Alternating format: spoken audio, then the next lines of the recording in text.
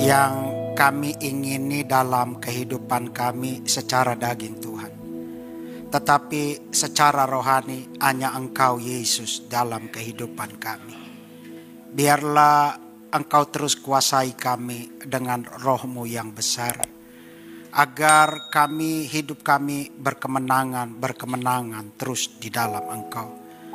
Kuasai kami Tuhan dengan roh-Mu yang besar. Pada saat kami mendengarkan firman, berilah kecerdasan untuk menangkap isi hati-Mu.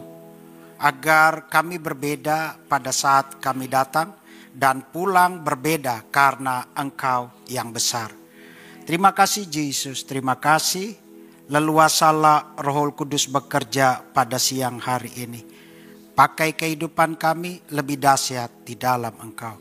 Kami serahkan semua di dalam tangan-Mu. Hanya di dalam nama Tuhan Yesus Kristus, kekasih jiwa kami. Sama-sama katakan, silakan duduk.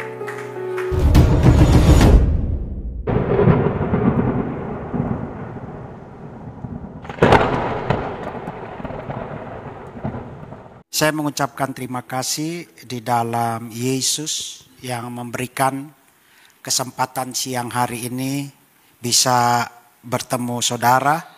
Dan juga mengucapkan terima kasih buat Pendeta Konrad Supit yang memberikan mimbar ini ke saya. Yuk kita buka Alkitab kita di dalam 2 Korintus.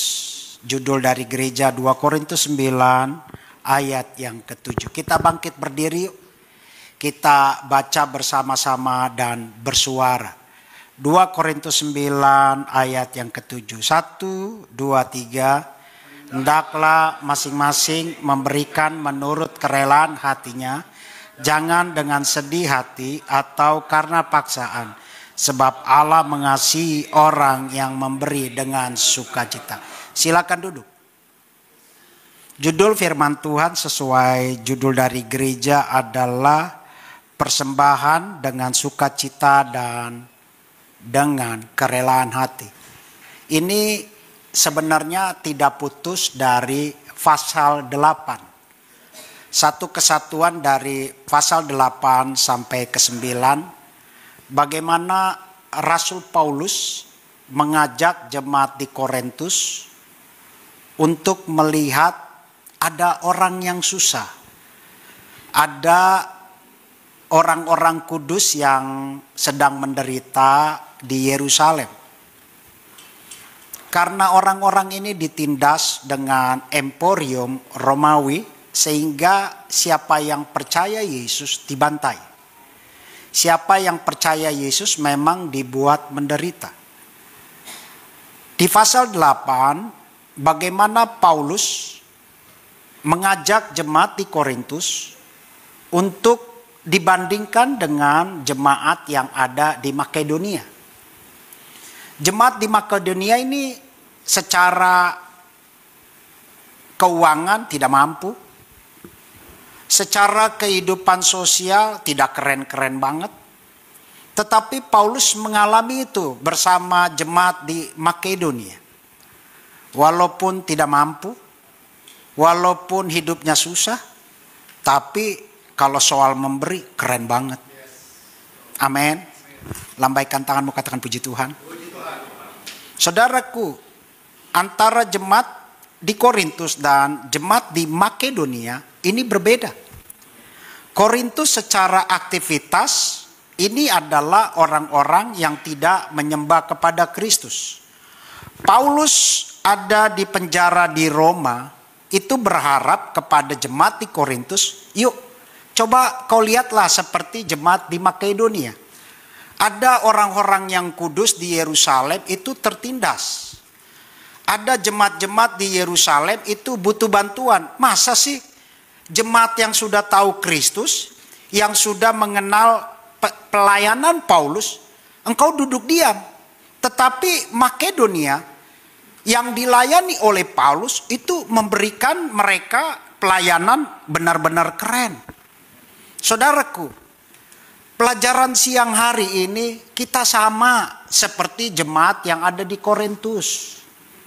Kadangkala ada kesusahan orang lain, Kadangkala jemaat orang lain yang merasa susah, kita diam-diam saja.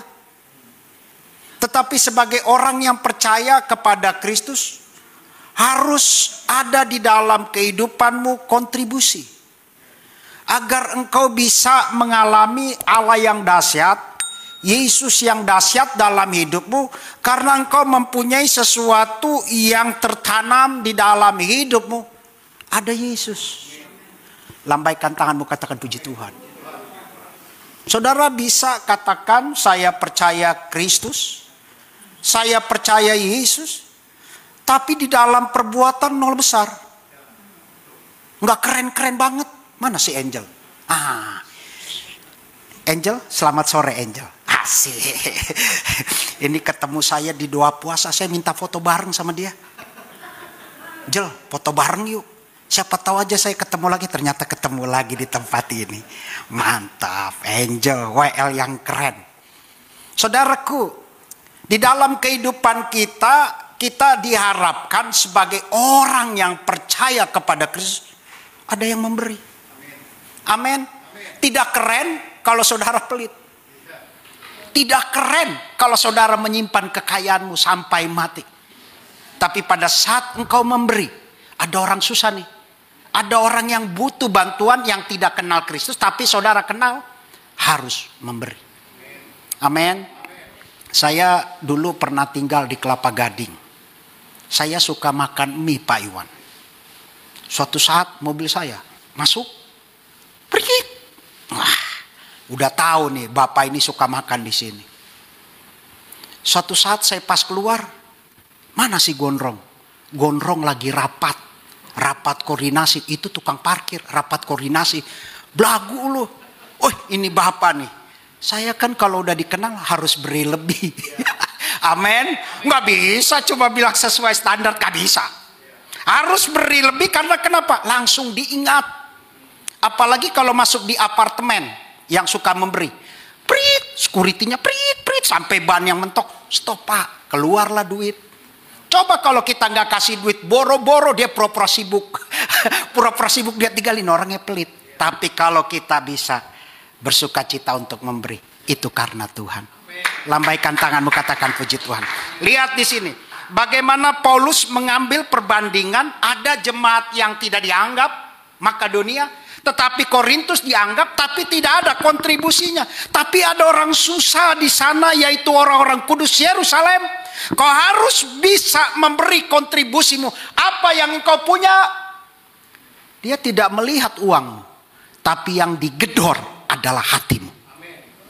Selama engkau diam, selama engkau berpertahankan segala perkara dalam pribadimu, engkau tidak pernah merasakan sukacita di dalam Tuhan. Lambaikan tanganmu, katakan puji Tuhan. Dan oleh sebab itu pada saat engkau memberi, yang diberi bukan asal dari hatimu, tapi yang diberi asalnya daripada hatinya Tuhan. Ih, mantap. Saudaraku, saya pernah sama dengan saudara seperti jemaat. Saya mendengarkan seorang pendeta besar khotbah di gereja saya. Saya duduk diam, hati saya tersentuh. Hati saya tersentuh. Tapi bukan sekedar tersentuh saja. Actionmu apa? Actionmu apa? Semua juga bisa tersentuh.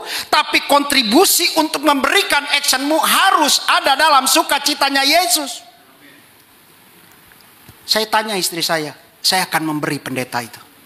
Ya sudah, kalau kamu bisa memberi, beri. Lepaslah cincin saya. Lepas cincin saya. Saya kasih, Om, ini buat Om.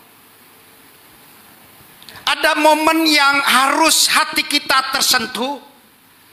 Harus ada momen supaya Yesus berkarya di dalam hatimu. Supaya engkau bisa memberi dengan sukacita. Yang muncul bukan hatimu. Yang muncul adalah Yesus yang besar. Katakan amin. Dan oleh sebab itu engkau terus ada dalam naungan dia. Engkau terus berkarya bersama dia. Supaya engkau bisa memberi dengan sukacita dan kerelahan hatimu. Saya sengaja wajah saya ke situ terus.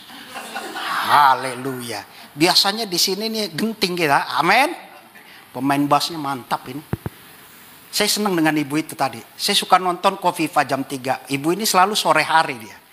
Kalau udah singernya, wih mantap. Amin. Angel, ibu itu sama ibu itu. Sama pemain bassnya itu. Saya udah hafal, Bu. Saya nggak kenal namanya siapa, tapi saya tahu ini well keren. Saudaraku, yuk. Apa yang Paulus ajarkan kepada jemaat di Korintus bukan duduk diam. Ada yang Paulus layani di Makedonia, tapi dia memberikan kontribusi buat orang lain. Demikian pun dengan saudara, jangan hanya diam. Mau keren? Mau dahsyat? Beri dengan sukacita. Lambaikan tangan. Amin. Kalau sudah memberi, dia akan mengorek hatimu. Kalau engkau memberi dengan sukacita, yang bergerak bukan dirimu, tetapi bergerak adalah Holy Spirit yang besar, yang besar. Pada saat engkau memberi, engkau tarik dirimu. Kok gua bisa beri ya? Bukan karena dirimu, tetapi karena Kristus. Dan oleh sebab itu, orang yang bergaul dengan Tuhan, itu sifatnya adalah memberi. Om, saya punya karunia. Karuniamu apa? Saya menerima. Bisa-bisa lu aja maunya nerima. Saya juga mau menerima. Tapi di dalam Tuhan, berilah dengan sukacita, dengan kerelaan. Ada 3 hal saya bagikan bagi saudara pada siang hari ini. Yuk, klik kah? Boleh? Yang pertama adalah mempunyai hati yang tertuju kepada Tuhan. Yuk kita baca 2 Korintus 8 ayat yang kelima. Bersuara yuk, 1, 2, 3.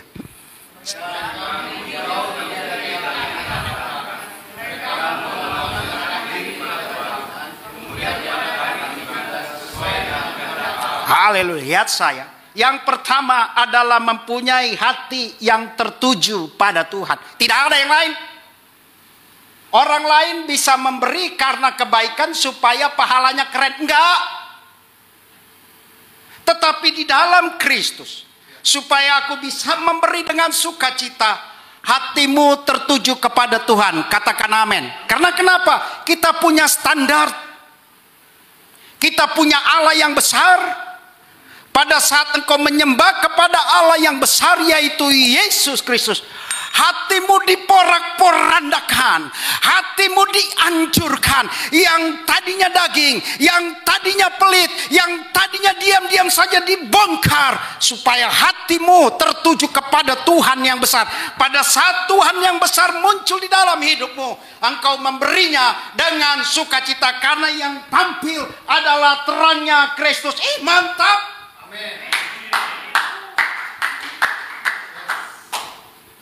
Mau keren? Mau mantap? Lambaikan tanganmu di dalam Kristus. Wow, bagaimana bangsa Israel di 2 Hakim 1 sampai 5. Tuhan, saya mau menyeberang nih. Engkau bawa aku ke Gilgal.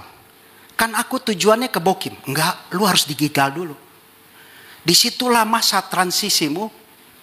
Saudaraku, bagaimana bangsa Israel diporak-porandakan dengan keinginan Mesirnya. Tapi Allah yang besar tidak bawa langsung ke Bokim. Dia membawa engkau ke Gilgal. Artinya masa transisimu harus engkau robohkan dulu. Mesbah kedaginganmu, mesbah kedaginganmu, mesbah kedaginganmu harus dirobohkan, supaya engkau masuk ke Bokim dengan perkara-perkara yang besar. Dan oleh sebab itu, kalau mau maju bersama Tuhan, hancurkan dulu dagingmu, supaya engkau mengerti bersama Yesus aku dahsyat. Bersama Yesus aku kuat, karena yang tertuju hatiku adalah Yesus yang besar. Amin. Ini ada istri saya di sini. Apa sih yang saya nggak beri buat gereja? Rumah saya jual, kulkas pun saya jual, sepeda motor pun saya jual, sepeda pun saya jual. Aku memberikan dengan sukacita. Ada orang lain yang membutuhkan saudara. Katakan amin. Dan oleh sebab itu jangan diam-diam. Di rumah saya tuh paling seneng tukang sapu tuh mondar-mandir di rumah saya. Walaupun udah bersih, disapu terus. Setiap hari kan udah bersih, gue udah sapuin. Mau oh bos, kasih. Ya terpaksa saya keluar juga duit. Lu muter-muter di sini terus sampai sore habis juga duit gue nih. Bos, sapu ya, sapu. Bos, bersih. Ada duit lebih, kasih lah. Ada perbedaan.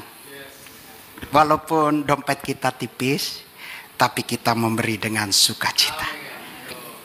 Saya mengantar ibu saya berobat ke rumah sakit Tanjung Priok karena katarak. Sambil menunggu ibu saya diperiksa dokter, saya duduk di tangga.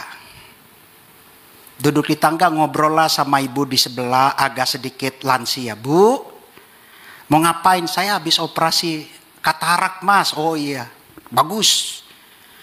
Ngobrol-ngobrol tentang kesusahan. Ya saya iya aja, puji Tuhan, haleluya. Hati ini tergerak. Lu jangan cuma ngobrol nih. Lu cuma jangan coba mendengar kesusahan dia, tapi tidak memberi. Bohong besar. Ambillah dompet saya. Bu, nih ya buat di rumah. Alhamdulillah, alhamdulillah. Saya jawab, alhamdulillah. Satu ruangan dulu. Kata istri saya, lu ngapain? Gua lagi menginjil. Saudaraku, sekecil apapun, kalau engkau bisa memberi, itulah beri dengan sukacita. Amin. Dia tidak melihat mobilmu, dia tidak lihat permatamu, yang dia lihat permata hatimu. Pada saat permata hatimu bergerak bagi dia, seng ada lawan. Amin. Muka-muka saudara di sini muka yang suka memberi. Katakan puji Tuhan. Puji Tuhan. Puji Tuhan. Kalau orang yang suka memberi tuh mukanya senyum. Kalau yang sepet-sepet lu baca diri sendiri aja deh. Iya. Mantap. Istri saya ini paling senang memberi. Kalau ke parkiran kasih lebih. Walaupun cuma prit-prit kasih aja. Sukacita. Dompetnya tetap bertambah tuh. Sekarang saya punya kebiasaan baru. Sekarang saya taruh dompet saya di meja, saya coba doain terus. Tuhan berkati dompet saya. Kenapa ketawa? Nggak aneh bagi saya. Kalau saudara bekerja bagi Tuhan, apa yang kau minta juga bagi Tuhan, Tuhan akan kerjakan bagi saudara. Amin. Yuk kita baca ayatnya yuk. Yuk bersuara yuk. 1, 2, 3. Sungguh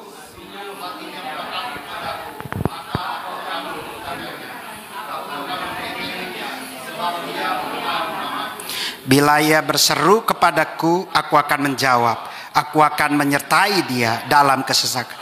Aku akan meluputkannya dan hati kita harus terus tertuju kepada Tuhan. Kalau kita tertuju kepada Tuhan, secara otomatis hati kita melekat sama dia. Amin. Pertanyaannya bagaimana? Saudara bisa bilang ngomong melekat. Melekat, iya benar melekat, saya udah tahu saudara.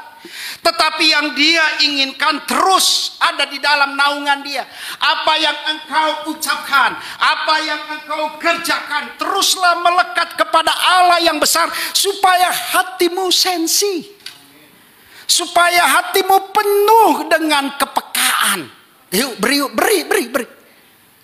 Sehingga ada seorang pengamen sebelah ya.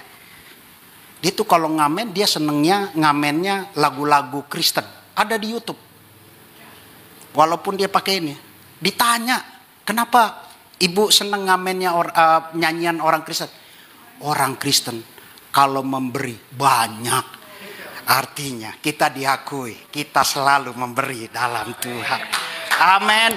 Gerakanmu gak usah gerakan yang besar-besar. Gerakanmu yang kecil-kecil, tetapi engkau telah membangun Ebenezer.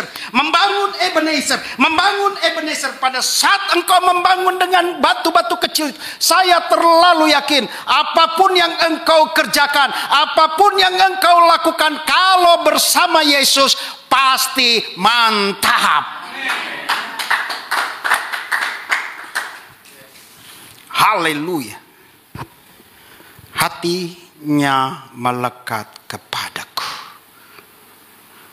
Wow, ada yang mengikat dalam hidupmu. Roh mamon. Mengikat terus. Keinginan mata, keinginan daging, keangkuhan hidup. Kalau bisa meluluhku, kalau bisa aku diberkati, kalau bisa aku terus. Semakin doamu seperti itu, semakin engkau juga akan runtuh dengan kemauan dirimu. Tetapi pada saat engkau terus memberi dengan kontribusimu, disitulah terang Kristus hadir dalam hidupmu. Mantap. Lambaikan tanganmu, katakan puji Tuhan. Dia tidak lihat engkau gede-gede, dia lihat aja yang kecil-kecil. Tukang sapu kasih, security kasih. Bapak ini enak ya, sering memberi. Biarin dia yang ngomong, bukan kita. Supaya kita tahu ada orang Kristen yang berbeda.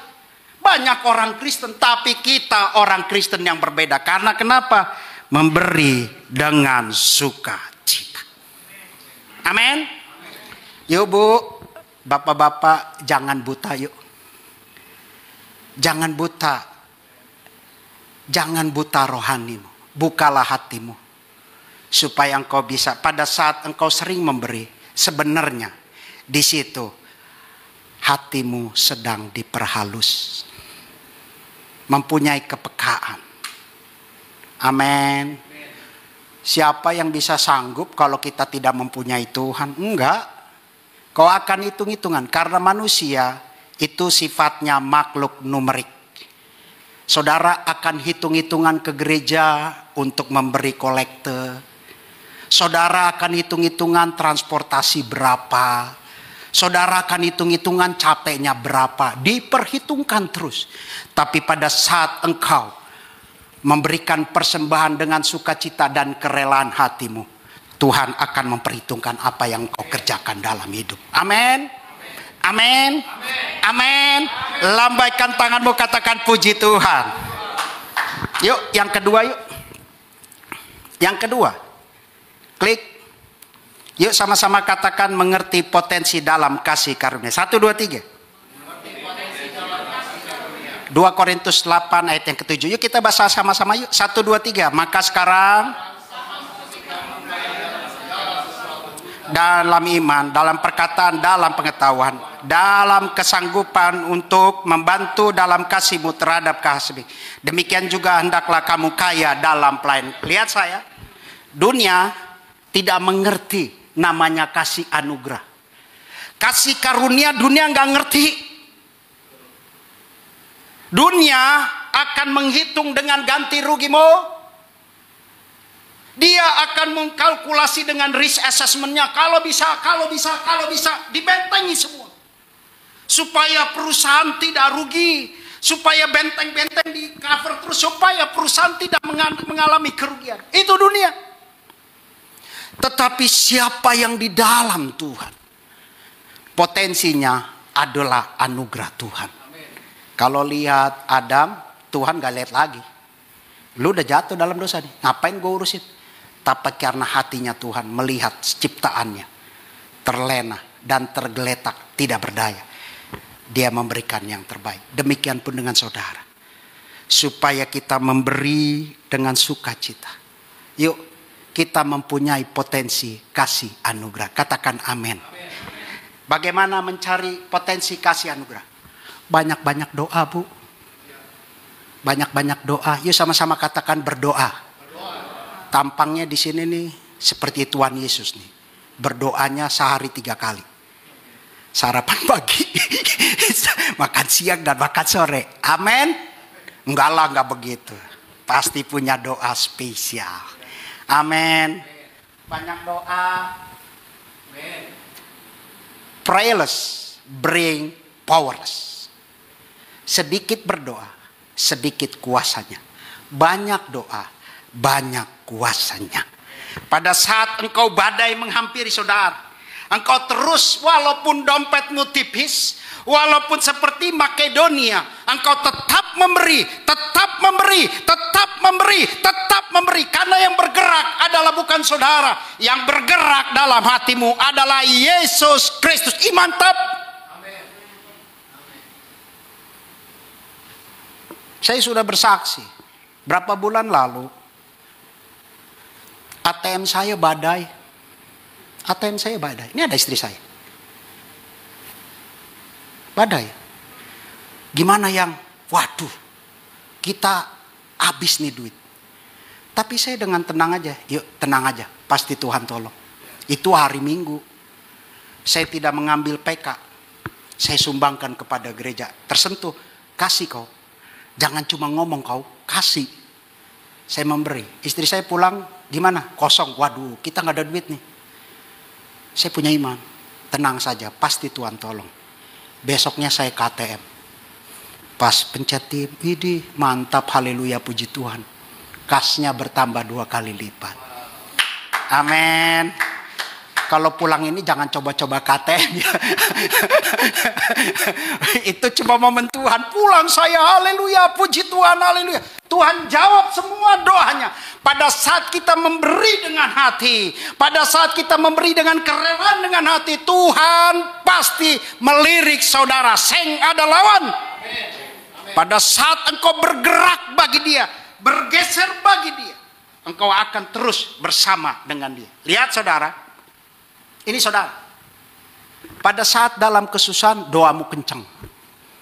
Pada saat dalam penderitaan baca Alkitabnya kencang. Pada saat engkau ada goncangan, engkau puasanya keren. Tapi setelah engkau melewati fase ini, engkau berhasil.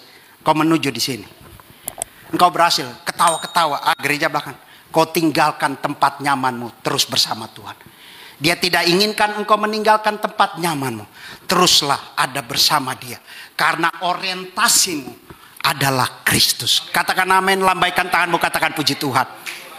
Dan oleh sebab itu, yuk rajin-rajin puasa Ester yuk. Amin. Kok saudara saya ngajak puasa Ester mukanya langsung cemberut. Haleluya. GBI FIFA mempunyai program puasa Ester. Saya ada di dalam situ, makanya saya ketemu Angel. Setelah saya mengalami dengan puasa Ester, dia ingin hatiku baru. Dia ingin hatiku peka. Pada saat ruanganku kubangun dengan cara berdoa. Pada saat ruanganku kubangun dengan cara puasa. Pada saat aku membangun ruanganku dengan puasa, disitulah aku merasakan sukacita yang penuh. Pada saat aku bergerak bagi Yesus, saya terlalu yakin dan percaya hidupmu penuh dengan kemenangan. Lambaikan tanganmu, katakan puji Tuhan. Dan oleh sebab itu, jangan kecilkan kegiatan rohanimu. Saya bangun mesbah dengan istri saya berdoa. Saya bangun. Kelihatannya kecil, enggak. Pada saat saya bangun, makin bertambah besar. Yuk, jemaat di tempat ini. Yuk, mau kita mempersembahkan hidup kita dengan sukacita. Persembahkan dulu hatimu. Pada saat hatimu bergerak, yang namanya dompet gampang. Kenapa? Yang bergerak adalah hatimu. Yuk kita baca Efesus 5 ayat 18. Yuk kita bersuara yuk, 1, 2, 3. Dan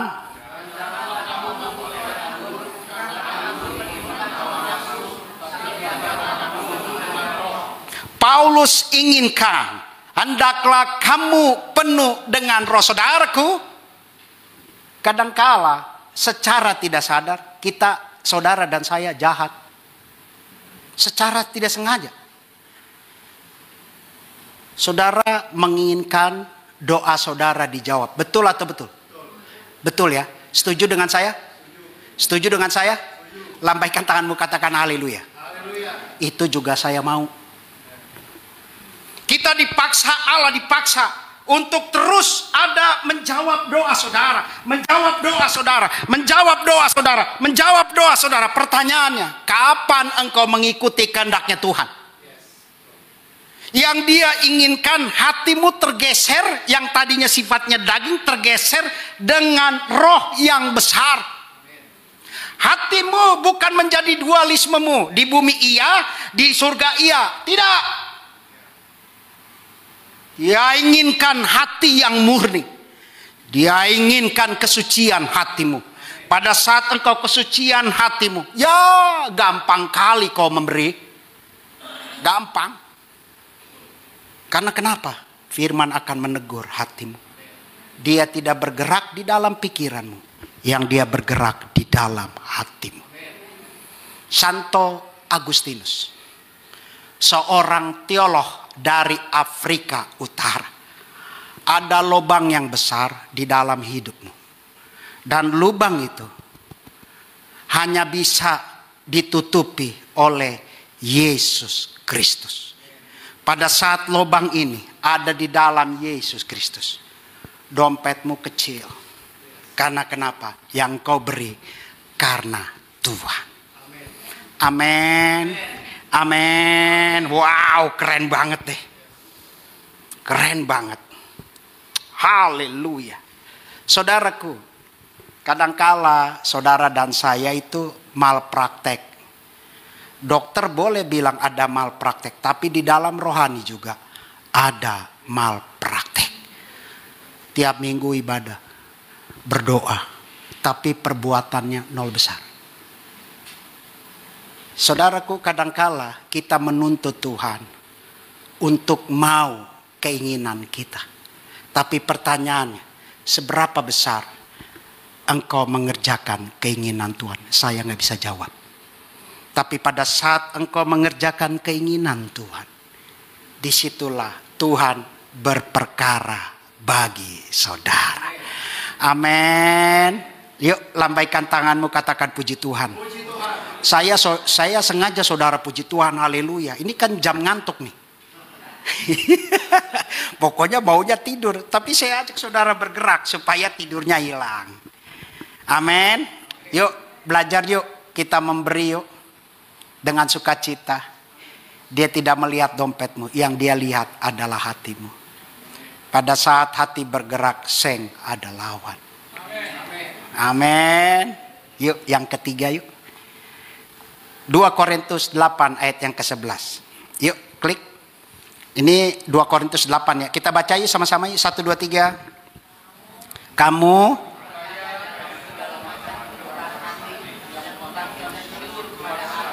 oleh karena, apa ya? Yang ketiga, melakukannya dengan murah hati. Yuk sama-sama yuk katakan 1, 2, 3. Saudaraku, saudara dan saya cenderung kalau ke mall carinya diskon.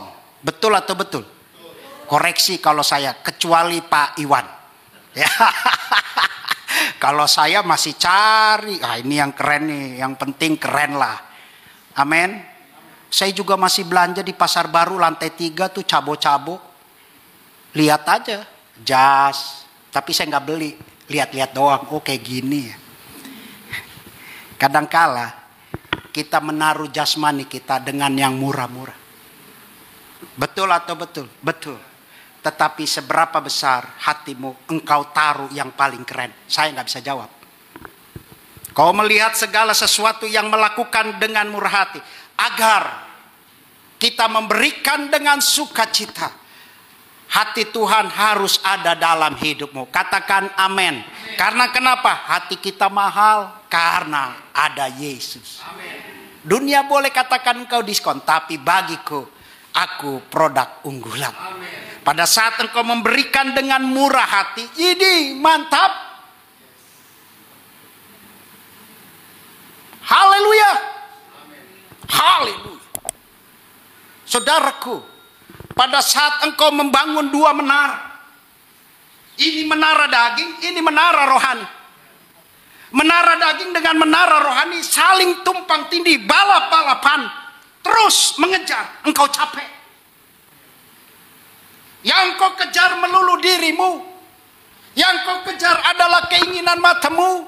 Yang kau kejar adalah keinginan dagingmu. Yang kau kejar adalah keangkuhan hidupmu supaya kau kelihatan keren. Padahal di situ hatimu murah.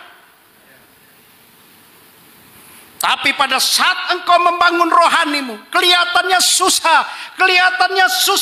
kelihatannya berat, kelihatannya susah. Tapi engkau membangun dengan hati yang mahal, yaitu Yesus Kristus. Ih, mantap. Saya pun mengerjakan itu. Sebulan sekali saya ikut puasa Ester. 1 minggu sekali saya puasa. Dan tiap hari saya belajar tentang Alkitab ini. Supaya hatiku mahal.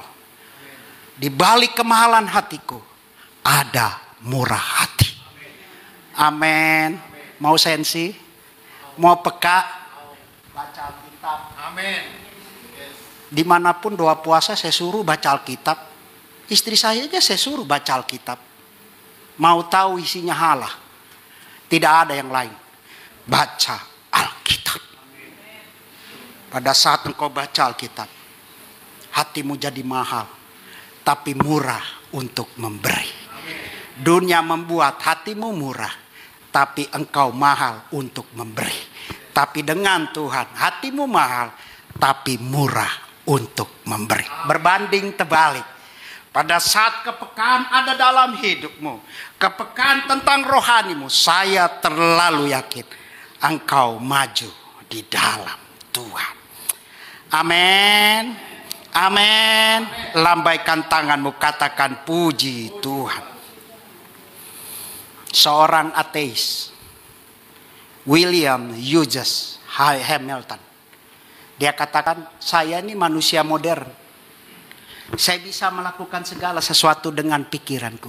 Sekarang William Hamilton, dia katakan, saya tidak butuh Tuhan. Itu William Hamilton. Saya Othniel Pangumbahas. Saya butuh Yesus.